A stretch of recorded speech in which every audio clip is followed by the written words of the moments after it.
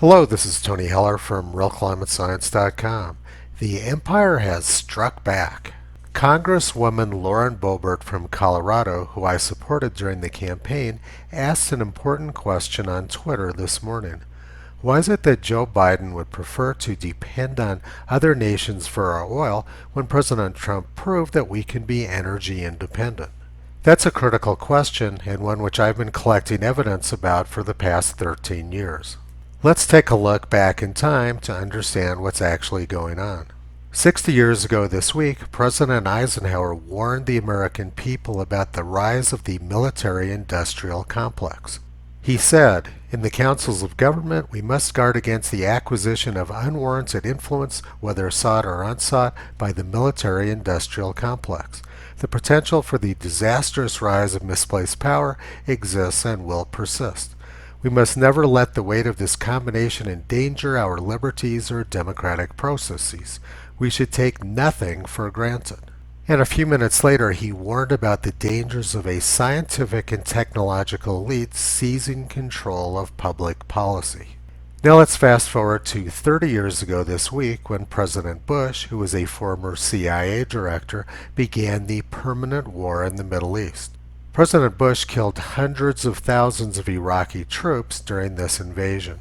Not surprisingly, this created a lot of anger in the Middle East, and 2 years later, people from the Middle East attempted to blow up the World Trade Center. That was the first of many attacks on U.S. soil, which culminated in 2001 with the World Trade Center being taken down completely. The Middle East wars continued through 2016 when President Obama dropped 26,171 bombs on the Middle East. President Obama started wars in Libya and Syria and created a huge mess. But when President Trump took office, the wars quickly came to an end. President Trump was the first president in decades to not get America into a new war, and terrorism dropped off sharply while President Trump was in office. The terrorist group ISIS formed under Obama and Hillary's watch and dominated the news for many years. But ISIS quickly disappeared after President Trump took office. President Trump's administration was an incredible success, but the left became co-opted into believing the exact opposite. The peaceful and tolerant left were co-opted as useful idiots by the military-industrial complex, which President Trump refers to as the swamp. This all appears a bit confusing, but now let's go back in time once again so I can explain the history of how this happened. During the 1970s, the United States frequently ran short of gasoline. Musician Lindsey Buckingham's father died of a heart attack while waiting in line to get gas in 1974. Needless to say, these gas lines didn't make people very happy. In 1977, President Carter said, "The oil and natural gas we rely on for 75% of our energy are running out. Unless profound changes are made to lower oil consumption, we now believe that early in the 1980s, the world will be demanding more oil than it can produce. World oil production can probably keep going up for another 6 or 8 years, but sometime in the 1980s it can't go up much more. Demand will overtake production. We have no choice about that. We can't substantially increase our domestic production. Within 10 years we would not be able to import enough oil from any country at any acceptable price. If we fail to act soon, we will face an economic, social, and political crisis that will threaten our free institutions." This was from 1977 and is typical of the hysterical rhetoric from Democrats.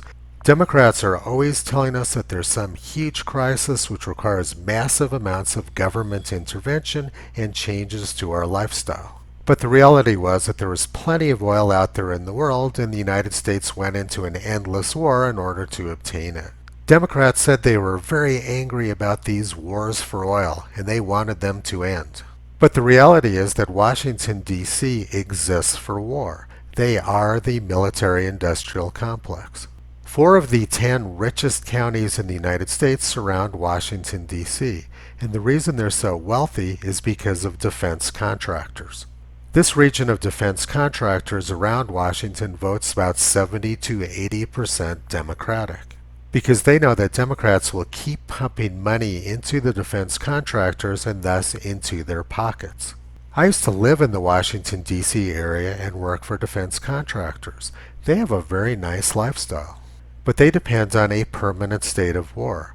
When President Reagan ended the Cold War with Russia, they needed a new war, so President Bush gave them the permanent wars in the Middle East. When Donald Trump showed up, he became a huge problem for them. Rather than starting new wars, he ended the old ones. This threatened the livelihood of the military-industrial complex. President Trump made peace in the Middle East, which was the very last thing which Democrats wanted to see. This graph shows U.S. oil imports, which peaked in 2006 and dropped below zero while Donald Trump was president. The advent of new oil and gas extraction techniques around 2006 made it possible for United States oil production to increase dramatically. And by last year, the United States became a net exporter of oil. This was a huge problem for the military-industrial complex. We didn't have a Cold War with Russia, and we no longer needed to have wars in the Middle East. So let's look at what else happened back in 2006. Al Gore began a massive campaign to demonize oil and gas production in the United States. He convinced a lot of people that oil and gas production in the United States was going to cause a giant hurricane to come along and kill them. Carbon dioxide is an invisible essential trace gas, but a massive campaign began in order to demonize it and make people very afraid of it. Apparently, many Democrats don't remember back from elementary school when they were taught that carbon dioxide is the basis of all life. Plant growth is based on photosynthesis and requires four major components: light, carbon dioxide, water, and chlorophyll.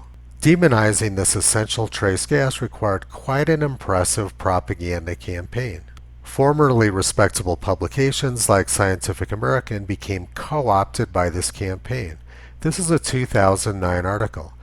Researchers believe that global warming is already responsible for some 150,000 deaths each year around the world, and fear that that number may well double by 2030, even if we start getting serious about emissions reductions today.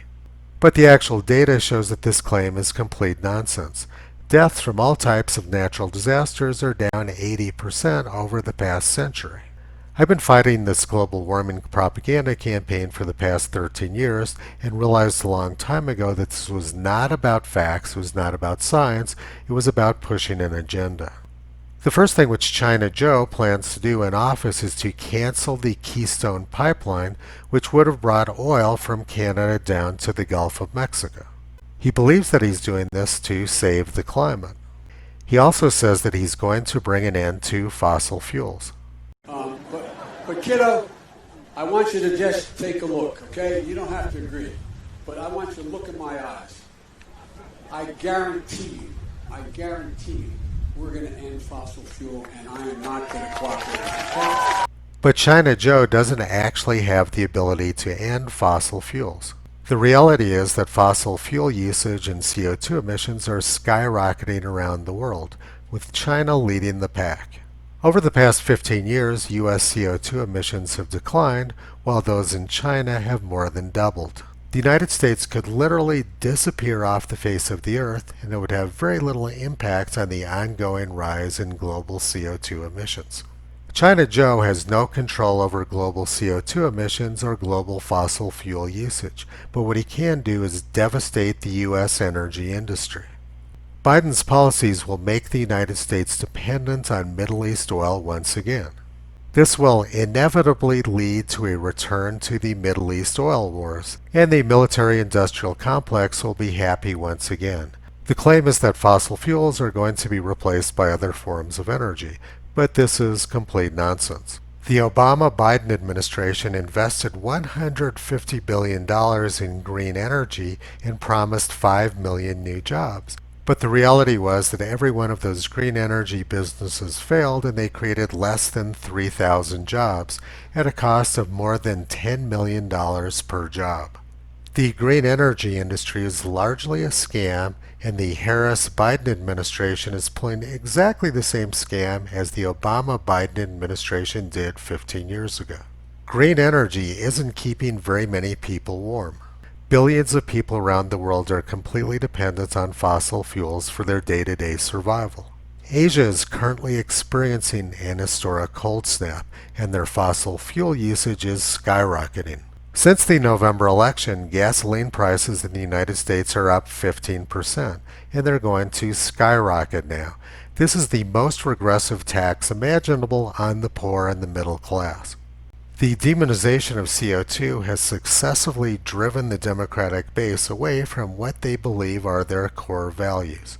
They're cheering China Joe's policies, which will inevitably lead to war and destruction of the poor and the middle class.